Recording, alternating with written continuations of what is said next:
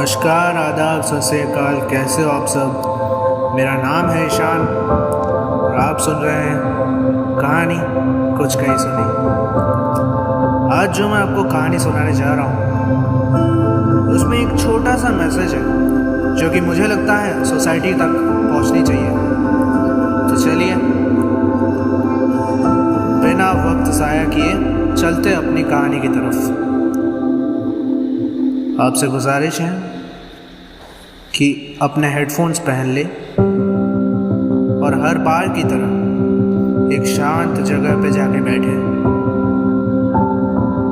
और कहानी का मजा ले।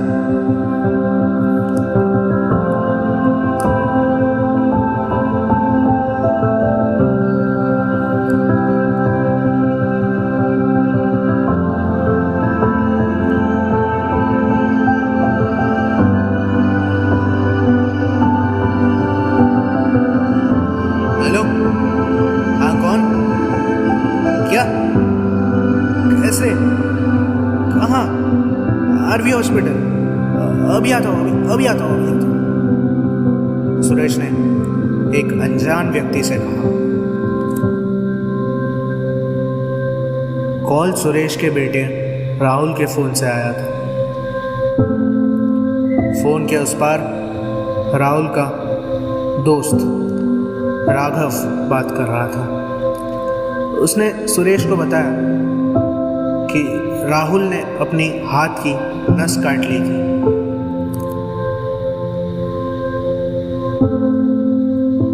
अपने ऑफिस का सारा काम धाम छोड़ छाड़ के सुरेश भागता हुआ आरवी हॉस्पिटल पहुंचा। राहुल की मां अनीता ऑलरेडी वहां पहुंच चुकी थी और बहुत रो रही थी।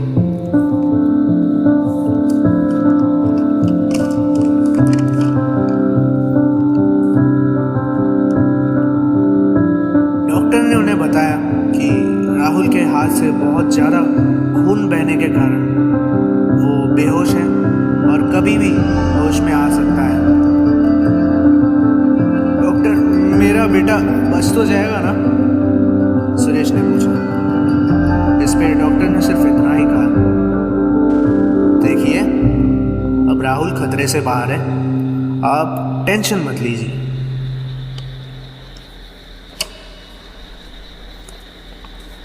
उस रात सुरेश और अनीता हाथों में हाथ डालकर हॉस्पिटल की लॉबी में बैठ के इंतज़ार करते रहे कि कब राहुल को होश आए और कब वो उससे बात कर पाए।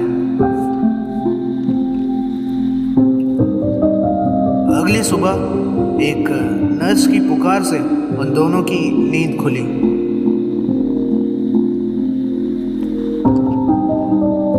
आपका बेटा होश में आ चुका है, अब आप उससे बात कर सकते हैं, नर्स ने मुस्कुराते हुए कहा।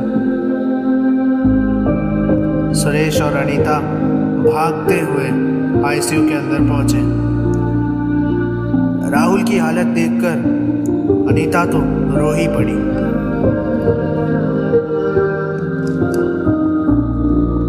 सुरेश भी लगभग टूट चुका था।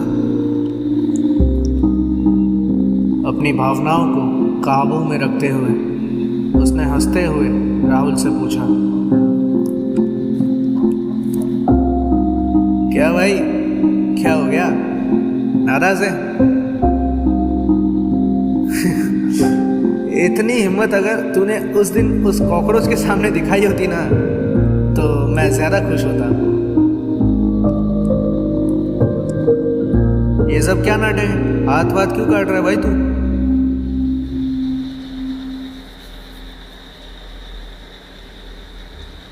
इस पे राहुल ने रोते हुए जवाब दिया,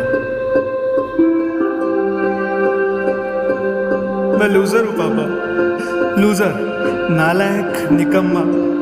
मेरे लाइफ में आज तक कुछ भी अच्छा नहीं हुआ है, कुछ भी नहीं। अनुराधा नहीं मिली मोटापे की वजह से, बोर्ड एग्जाम में अच्छे नंबर नहीं मिले क्योंकि मैं रट नहीं सकता। JEE में रैंक साला वो भी नहीं मिला। मैं आप सबके लिए सिर्फ एक डिसअपॉइंटमेंट हूँ। Just one dam disappointment. क्या करूंगा मैं जी के? What will I do? अच्छी जॉब नहीं मिलेगी, अच्छी लाइफस्टाइल भूल जाओ, इज्जत नहीं मिलेगी सोसाइटी में। इज्जत नहीं तो परिवार नहीं, फिर मेरे जीने का मकसद ही क्या रह जाएगा?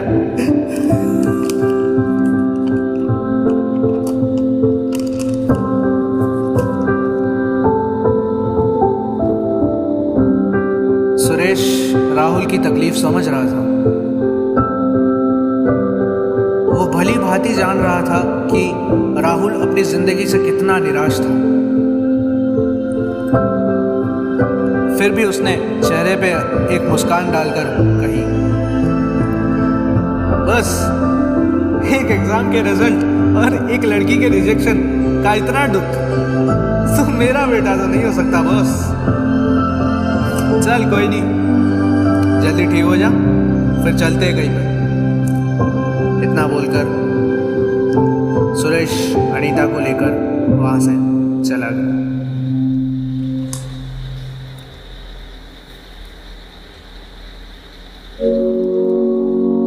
बेटे के सामने तो हंस के बात कर दी थी, पर एक बाप के दिल पे क्या बीत रही थी ये सुरेश के अलावा कोई भी नहीं जानता था, कोई भी नहीं। अगले 2 दिन तक अनीता तो जैसे पूरे दिन रोती ही रहती थी, खाना पीना सब छोड़कर बस भगवान से यही दुआ करती थी कि उनका बेटा बस जाए।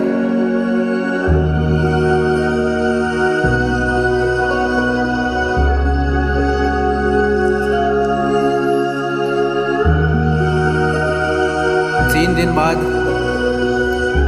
राहुल को अस्पताल से डिस्चार्ज कर दिया गया। अस्पताल से घर आते ही अनीता ने राहुल को अपने गले से लगा लिया। माँ बेटे के इस मिलन को देखकर सुरेश के आंखों से तो जैसे पानी ही आ गए थे।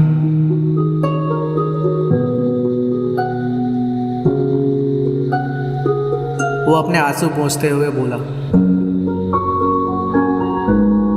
माँ बेटे का मिलना हो गया हो तो मैं कुछ कहूँ? राहुल जा, नहाकर तैयार हो जा, निकलना है, कहा था ना।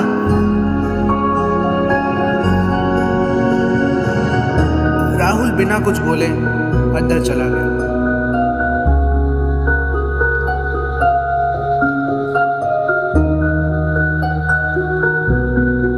अगले कुछ घंटों में राहुल अपनी माँ अनीता और अपने पापा सुरेश के साथ एक नर्सरी मतलब कि पौधे की दुकान में खड़ा था।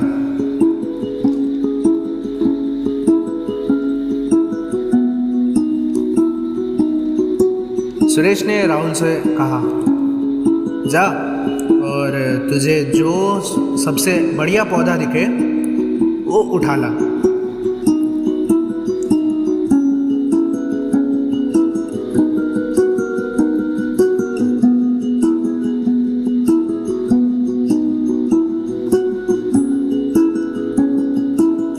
राहुल ने बहुत ढूंढने के बाद एक गुलाब का पौधा उठा लाया।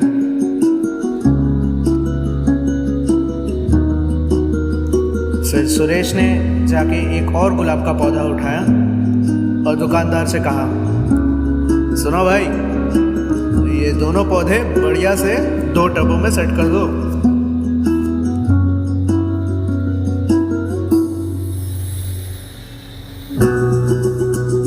घर वापसी के वक्त गाड़ी में सुरेश ने राहुल से कहा,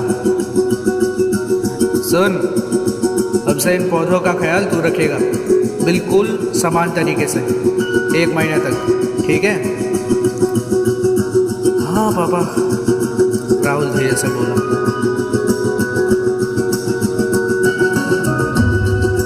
अगले 1 महीने तक राहुल उन पौधों का बराबर ख्याल रखने लगा। वो दिन में 2 बार उन पौधों को पानी देता, हफ्ते में 1 बार खाद दवा देता।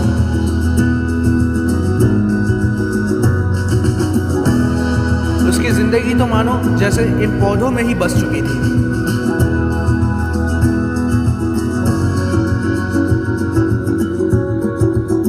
पर 1 महीने बाद वो फिर से उदास हो गया।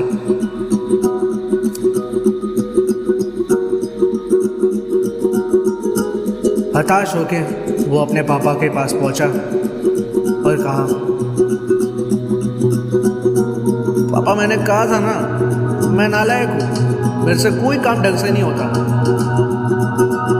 अभी की देख लो, एक पौधा मर चुका है, जबकि मैंने उसका ध्यान बहुत अच्छे से रखा था, पर मर गया।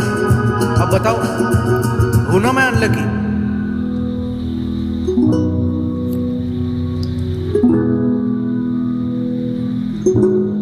सुरेश मुस्कुराते हुए बोला, अब वो सब छोड़, जो मैं कहता हूं उसको समझने की कोशिश कर।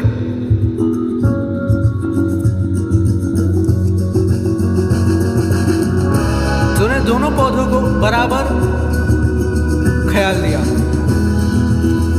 फिर भी जो सबसे हेल्दी पौधा तूने चुना था वही सबसे पहले मर गया। इसका मतलब क्या हुआ पता है? मैं बताता हूं। इसका मतलब यही हुआ कि लाइफ इज अनसर्टेन। जिंदगी एक नाटक है जिसमें हम सब किरदार हैं, और कब किस किरदार को कौन सा सीन परफॉर्म करने कहा जाए कुछ पता नहीं। तुझे क्या लगता है, जिंदगी सिर्फ उस एक अनुराधा या उस एक रिजल्ट के इर्द गिर्द भटकती है? अगर ऐसा है तो तू गलत है मेरे बेटे। मेरी इस बात को ध्यान से सुनना और समझने की कोशिश करना।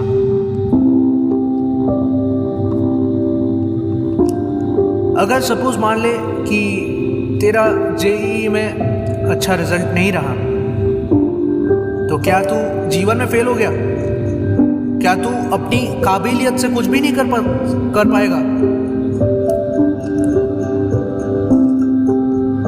क्या इसका मतलब ये हुआ कि तुझे मर ही जाना चाहिए? अरे जिंदगी जीने के लिए और भी बहुत सारे कारण होते हैं। सिर्फ एक एग्जाम का रिजल्ट या फिर एक लड़की का rejection doesn't matter my boy, it doesn't matter. Rahul को ये बातें सुनकर थोड़ा बेहतर महसूस होने लगा। उसे पता चल चुका था कि वो कितनी बड़ी गलती करने जा रहा था।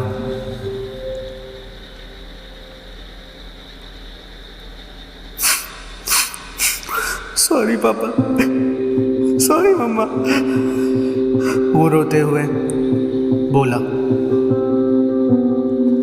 सुरेश ने मुस्कुराते हुए जवाब दिया, चल कोई नहीं, रात को बिरयानी खाने चले असलम भाई की दुकान पे, क्या बोलता है? ओके पापा, ओके पापा।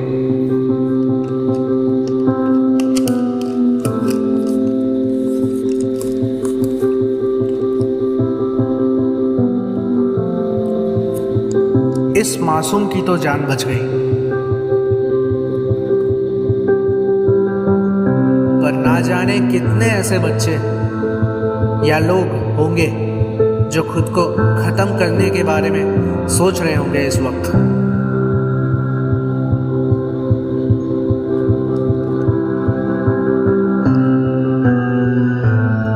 रिसर्च के अनुसार लगभग 1,35,000 लोग सुसाइड करके अपनी जान दे देते हैं इंडिया में हर साल। क्यों? What's the reason? बहुत सारे रीजंस हैं, जैसे कि फाइनेंशियल स्ट्रेस, रिलेशनशिप प्रॉब्लम्स वगैरह वगैरह।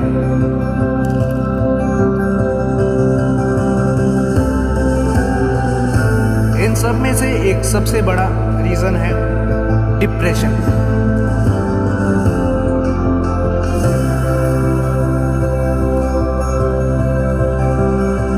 आजकल लगभग हर किसी के ज़ुबान पे ये लफ्ज़ ठहर जाता है कि भाई आई एम डिप्रेस्ड, मैं अपनी लाइफ से थक चुका हूँ, मैं और जीना नहीं चाहता, एंड थिंग्स लाइक दैट।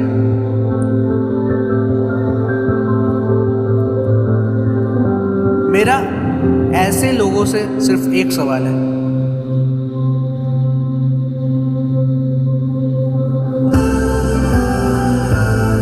कि तुम अपनी किसी पर्सनल प्रॉब्लम के लिए अपनी ज़िंदगी ख़त्म कर रहे हो, fine, but your near and dear ones, will this be fine for them?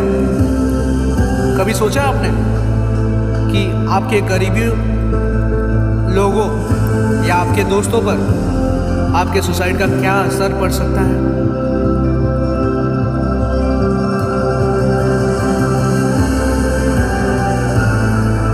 If you are a teenager like me, क्या कभी आपने सोचा है कि अगर आप सुसाइड कर लेंगे तो आपको जिन्होंने जन्म दिया है, आपके माता पिता, उन पे क्या बीतेगी? उनको कैसी फीलिंग होगी? They will always have a feeling of guilt कि यार शायद मैं अपने बच्चे को कुछ दे नहीं पाया, या फिर शायद मैं अपने बच्चे को कभी समझ ही नहीं पाया।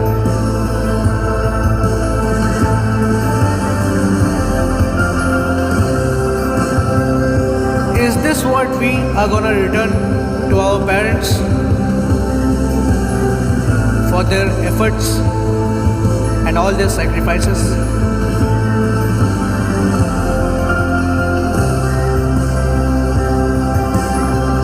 अगर आप मुझसे पूछे कि डिप्रेशन के बारे में मेरा व्यू क्या है, या फिर यूँ कहें कि what's my definition of depression, तो here it goes. It's that time जब आप खुद को अकेला महसूस करने लग जाते हो, जब आपको किसी के साथ बात करने का मन नहीं करता, जब आप अपनी ज़िंदगी से थक हार जाते हो, when you have lost all hope and you are filled with nothing but negativity. But is this incurable? बिल्कुल नहीं मेरे दोस्त। अगर इसे कोई क्योर कर सकता है तो वो पेशेंट खुद है।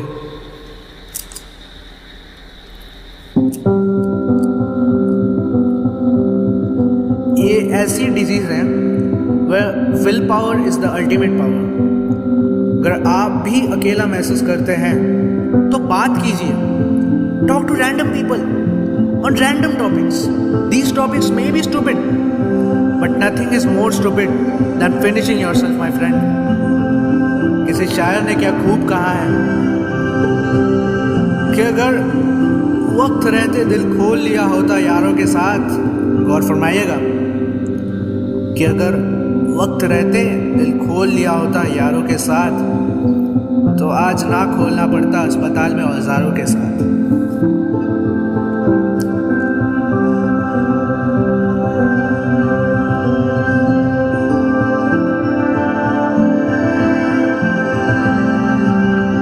तो दोस्तों, ये थी हमारी आज की कहानी कुछ कही सुनी। इस वीडियो को अपने हर उस दोस्त के साथ शेयर करें जो खुद को अकेला महसूस करता है, क्योंकि एक एक करके ही आवाज़ फैलती है और हर एक इंसान तक पहुंचती है। और इन दोनों लाइनों में भी सिर्फ एक का ही फर्क है।